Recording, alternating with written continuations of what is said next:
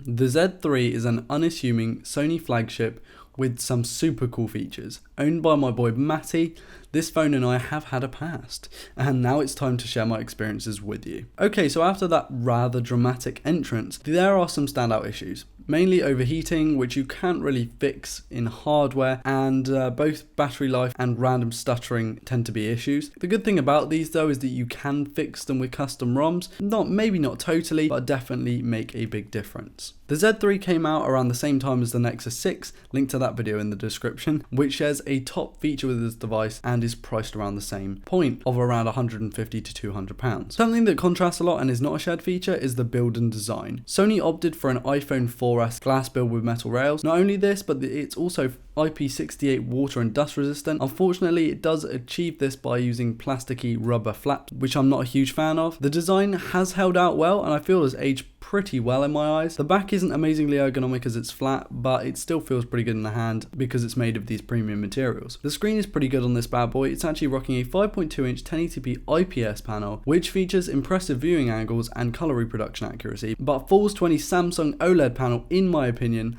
although the aforementioned viewing angles are solid, which really help the content consumption experience, along with those killer speakers that we'll get back to a little bit later. I personally like the size of the screen. It's not the beast that was on the Nexus 6, but it's got the viewing angles and wonderful color reproduction up its sleeve, and because it's 1080p at 5.2 inches, it's actually quite sharp as well. Apparently it doesn't get too bright outdoors though compared to the wonderful OLED panels of Samsung's phones. The camera is arguably one of the main reasons you'll buy this device. It without a doubt holds up in 2017 no problem. It's a hugely pixel dense 20 megapixel sensor with f2.0 glass, which means low light is a bit of a struggle with so many pixels and how small they are all crammed on a small sensor, as well as the arguably slow glass, but it has to be one of the coolest sensors I've ever used on the phone. And no, I'm not talking about color temperature here. It was in fact the first device I ever used that could shoot UHD video. That includes cameras as well. This was the very first device, and the ability to crop in photos and videos is super awesome.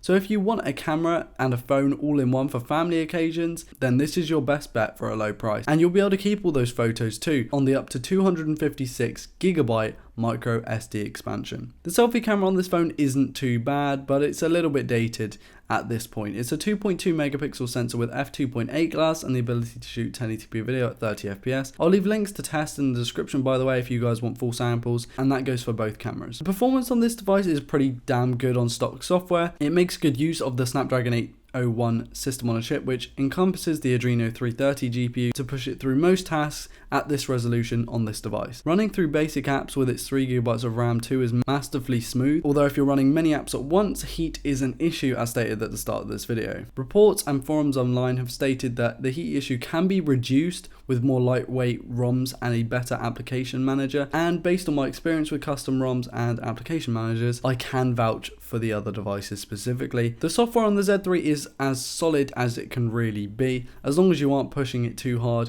It does run 6.0, which is pretty good for a stock software on a device that's coming up to 3 years old. The skin isn't too obtrusive, but it's also not too attractive either, but it's grown on me since covering this phone in the first video I made. A solid overall custom ROM would completely boost this phone's potential though. Something like Lineage OS would work well here. The battery on this phone is unfortunately not removable. It's a 3100 mAh cell, which is reasonably good for the sleek 5.2 inch form factor. Matt reported 5 to 6 hours of screen on time, which is really impressive for such an old device, and the fact that he's had it since it came out way back in 2014 as well means that the battery has aged. You can push this screen on time with a custom ROM as well. The speakers on this phone are stereo front firing and they tick both boxes just like the Nexus 6, but these are slightly closer together and I really like the sound that comes from them. I think is way better than 90% of phone speakers out there. For ports you do get a flappy covered micro USB-B connector to help with the IP68 water resistance, as well as a headphone jack. Only the Japanese versions of these phones only ever supported